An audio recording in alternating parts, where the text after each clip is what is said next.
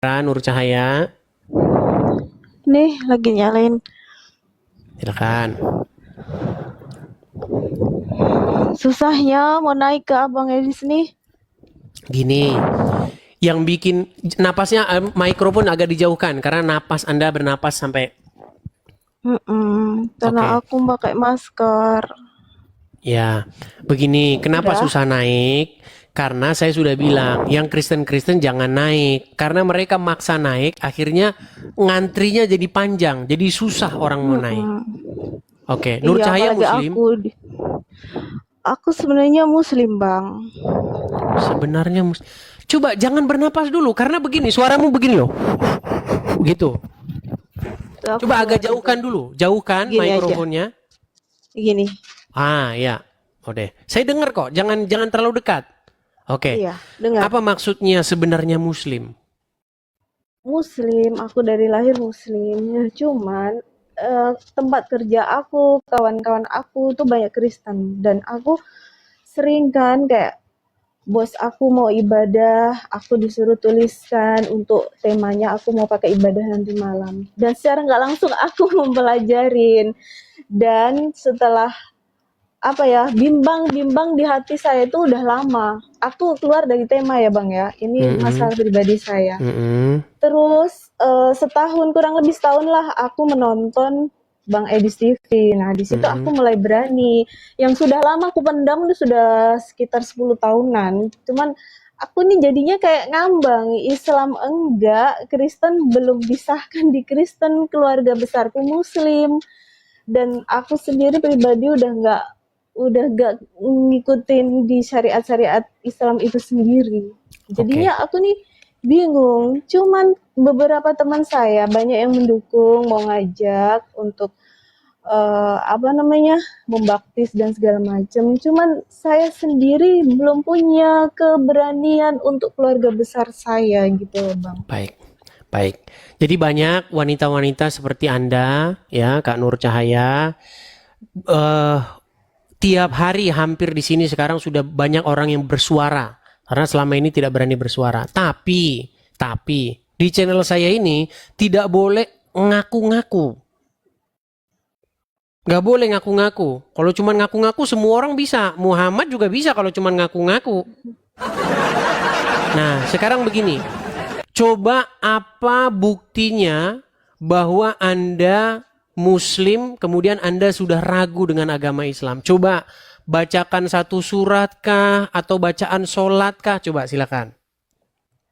Ya, sholat 5 waktu hafal, soli fardu, maghribi salasa rakaatim mustaqbilal kiblati ada alillahi ta'ala. Yasin pun aku hafal. Coba surat Yasin, coba.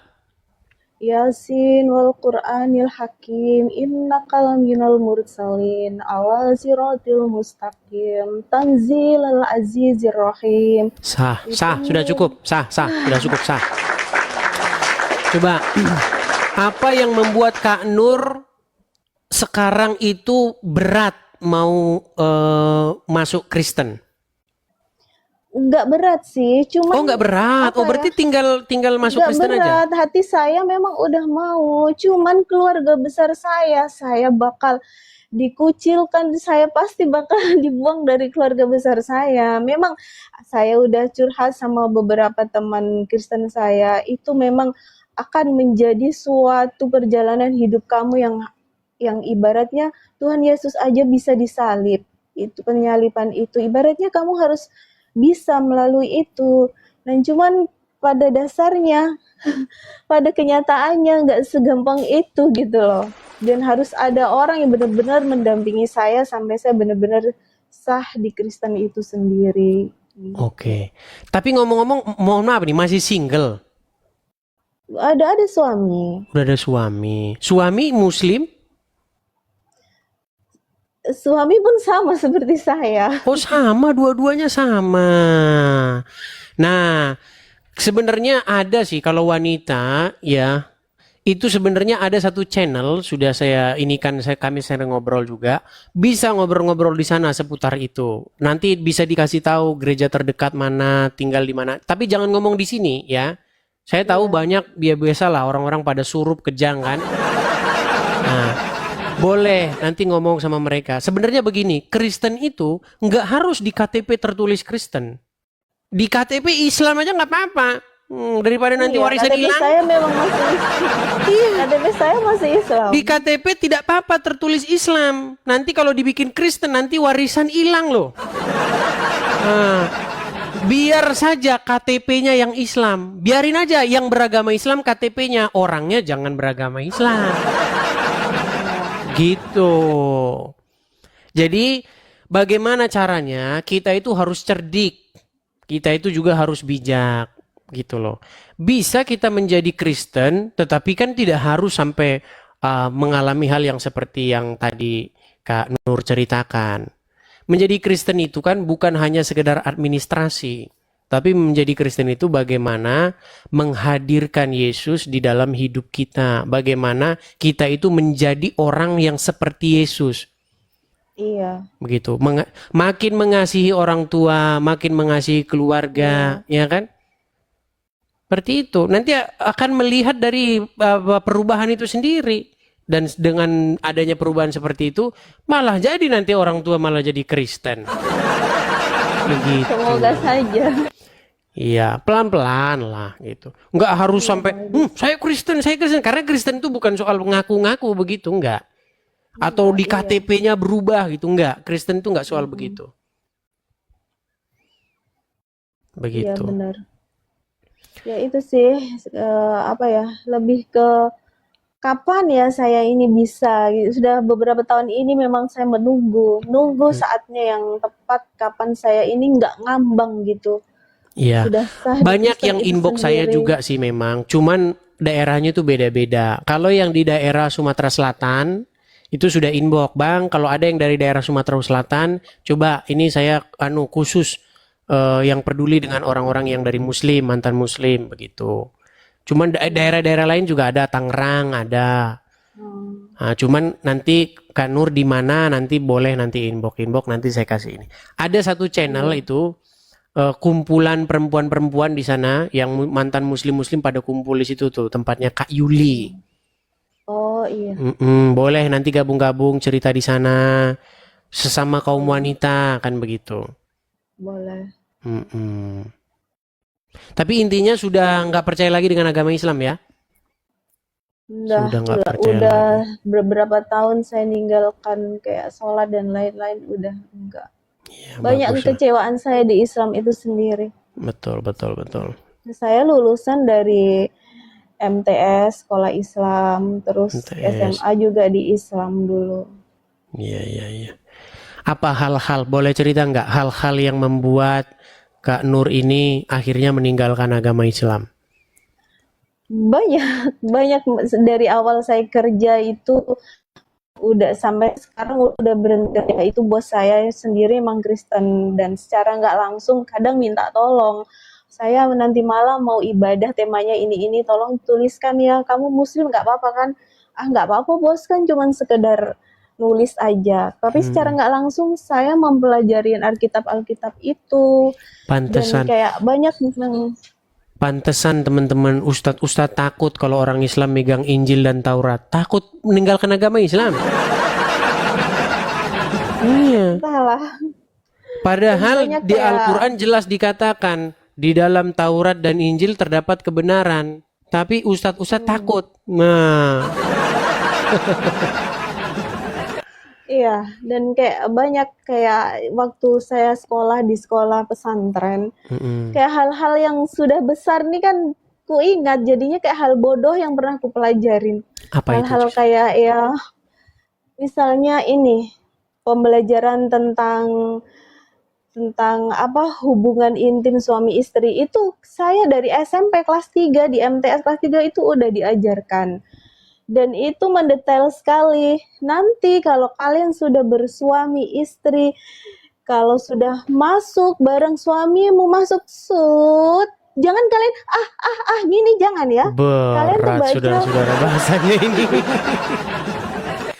Sampai segitunya harus bahasanya. Iya, itu ustadzku sendiri yang ngajar dan masih ingat Berat jelas di otak. teman-teman.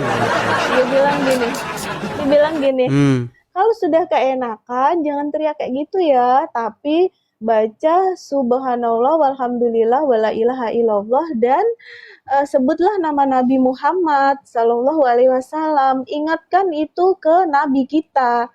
Jadinya kayak kita kalau berhubungan dengan suami istri jangan merasakan kenikmatan yang enak, tapi merasakan Mengikuti bacaan menyebut Muhammad.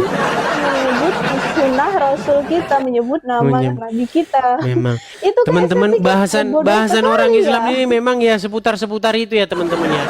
Karena memang ustadznya langsung coba ya kalian dengarkan lagi ya. Ini paling seneng saya dengar ceramah ini. Pernah dengarkan? Yang ada dalam surga adalah pesta seks. Minta maaf, karena inilah yang kita tahan-tahan di dunia. Inilah yang kita tahan-tahan di dunia. Dan kenikmatan terbesar yang diberikan Allah Subhanahu wa Ta'ala di surga adalah pesta seks. Iya. Nah, Aku sendiri kalau dengar ceramah yang model-modelan kayak gitu kayak langsung enak, jijik gitu loh. Apalagi banyak sejak sekali kejadian-kejadian yang Ustadz cabulin santri-santriwatinya. Kayak gitu iya, saya juga jadinya heran ya. Ini jijik semacam gitu. ini semacam satu fenomena yang sudah terjadi terus menerus. Bahkan zaman saya masih kecil, saya masih ingat. Saya masih kecil dulu. Saya masih ingat dulu. Itu Pak Haji itu kasusnya memperkosa santri-santrinya di penjara itu. Zaman saya masih kecil. Bayangin, saya sudah dengar berita itu. Pak Haji ini di penjara gara-gara melecehkan santri-santrinya. Udah tahun 2025 masih terus-terusan terjadi. Tapi yang saya heran kenapa ibu-ibu masih saja mengantarkan anak-anaknya ke pondok pesantren. Iya. Sudah tahu kejadian begitu, ibu-ibu. Apa kalian tidak khawatir nanti anak kalian mengalami hal yang tidak baik? Saya mengatakan, coba bawalah anak kalian itu ke sekolah yang jelas. Nanti dibawa ke santri nanti gimana? Karena menurut ajaran Muhammad boleh seseorang itu walaupun sudah tua, sudah 50 tahun lebih begitu, boleh menikahi anak di bawah umur. Apa mau itu terjadi kepada anak Anda?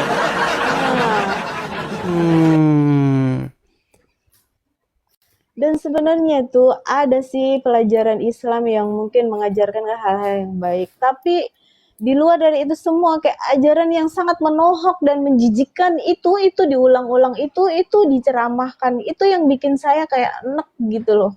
Dan kayak seolah-olah sedikit-sedikit bawa-bawa agama, sedikit-sedikit bawa nama agama.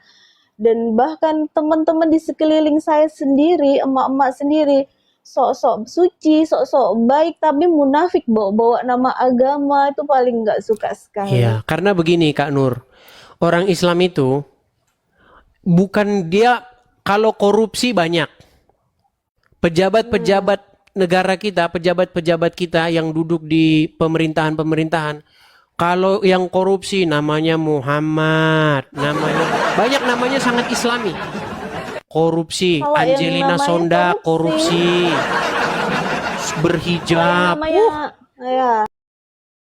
Coba Angelina Sonda ya, setelah dia mualaf, pakai jilbab, takut makan babi. Tapi kalau korupsi, lanjutkan. Saya cuma mau bilang begini, orang Islam itu kenapa sih takutnya itu cuma makan babi? Tapi kalau korupsi, gosip, gibah, jalan terus. Tapi memang Muhammad sendiri yang mengatakan, barang siapa yang mengucapkan syahadat itu, 2 kalimat itu, dia masuk surga. Sekalipun dia berzina, sekalipun dia mencuri. Nah. Dan surga itu ada 7 tingkatan. Surga ke-1, ke-2, ke-3, ke-4 sampai ke-7. Dan mereka di surga itu katanya, di surga mereka itu diberikan gadis-gadis yang berpayudara besar. Itu enak sekali aku melihatnya, mendengar. Banyak orang Islam tidak tahu itu loh Kak Nur. Bahwa Allah itu akan memberikan rewardnya berupa gadis-gadis yang susunya gede.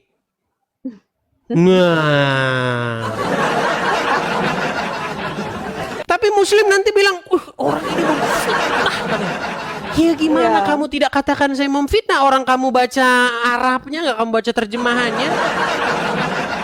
Kenikmatan Mana? yang tidak didapat di dunia. Jadi saya sarankan kepada teman-teman Muslim, kalau baca Quran, bacalah artinya. Kan ada lagunya itu. Tombo ati ono limo perkarane. Sing pertama baca Quran dan maknanya disuruh membaca. Biar apa? Biar tahu kamu bahwa di situ tertulis bahwa kamu akan diberikan gadis-gadis dengan payudara yang besar. Gimana? Betul. Apa tidak hatimu terobati kalau kamu dijanjikan gadis-gadis yang berpayudara besar? Mungkin bagi sebagian orang yang over kayak gituan, dia merasa wow, senang sekali udah membayangkan. Jadi ya Itu seperti yang itulah. mereka kejar. Padahal kalau kita membaca hadis-hadis, kenikmatan tertinggi menurut hadis tersebut itu memandang wajah Allah. Di antara kenikmatan-kenikmatan surga itu, yang paling puncak itu adalah memandang wajah Allah. Tapi kesibukan umat muslim di surga bukan memandang wajah Allah. Kesibukan para lelaki dalam surga memecah perawan. Jadi ternyata mereka tidak suka memandang wajah Allah. Itu membuktikan bahwa umat muslim di surga pun melakukan perbuatan yang musyrik. Karena mereka tidak menyibukkan diri dengan memandang wajah Allah, tetapi mereka menyibukkan diri dengan memecah perawan. Berpesta. Iya, berpesta Mereka itu. sibuk Tadi kan sudah kita berpesta. putarkan videonya.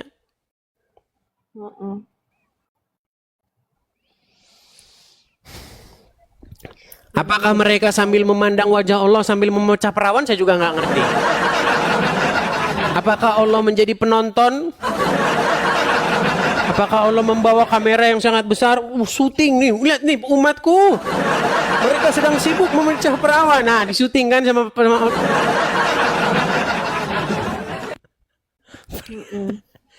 Tapi kalau saya bilang begitu, dibilang, "Bang, bahasamu kok seperti itu sih?" Tapi kan memang benar. Banyak benernya. Makanya disitulah saya kurang ininya, dari meragukan hal-hal yang seharusnya kita lebih pelajari ke hal-hal yang positif, yang baik-baik. Hal-hal sepele yang diulang-ulang, kayak wanita kalau sedang haid nggak boleh begini, harusnya seperti ini, aturan-aturan yang cukup kita Bahkan tahu. Muhammad mengklasifikasi wanita, anjing hitam dan keledai itu dalam satu kelompok yang membatalkan sholat. Aisyah aja sampai protes itu. Mengapa kamu samakan kami kaum wanita dengan anjing, katanya. Loh, ada ayatnya. Bagaimana Aisyah berkata demikian? Nih, ya, saya tunjukkan ya. Bentar.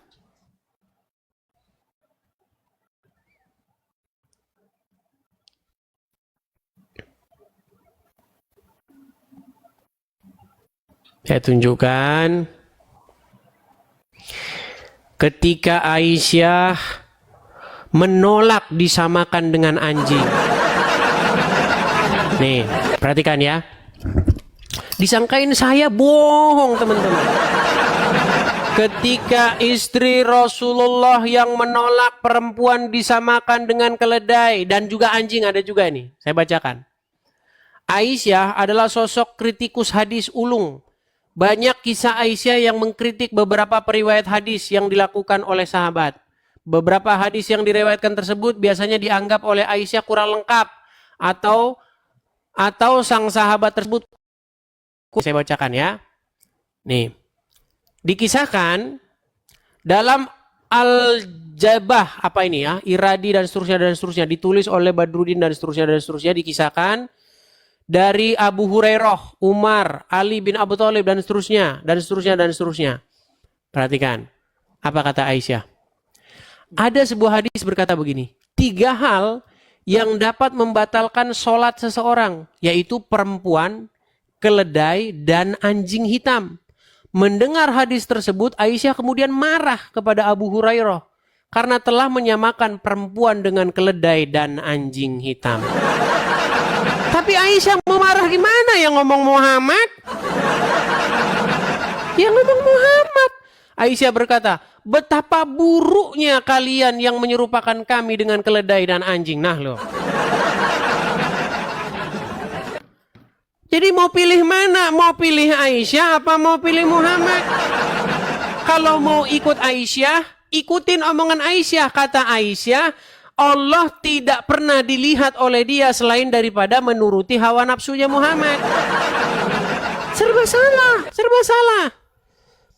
Kalau ngikutin Muhammad, maka harus mengelompokkan perempuan dan anjing dan keledai sebagai hal-hal yang membatalkan sholat. Kalau ngikutin Aisyah ngomong, aku tidak pernah melihat Tuhanmu, Tuhannya Muhammad, selain daripada begitu cepat menuruti hawa nafsunya Muhammad. Dilema. Benar. Begitu. Oke, kita kasih kesempatan kepada yang lain ya, Kak Cahaya Nur Cahaya. Boleh Bang Ades. Oke, saya turunkan dulu ya. Terima kasih, selamat malam. Boleh nanti, mungkin nanti ada yang inbox yang Kristen, yang terutama yang wanita ya. Kalau yang laki-laki dicuekin aja. Yang wanita-wanita itu biasanya nanti ada yang khusus di bagian-bagian pekerjaan seperti itu. Nah, Oke? ya, boleh. Oke. Boleh Bang. Makasih Baik, banyak. saya turunkan ya. Terima kasih, saya turunkan. Ya, teman-teman ya.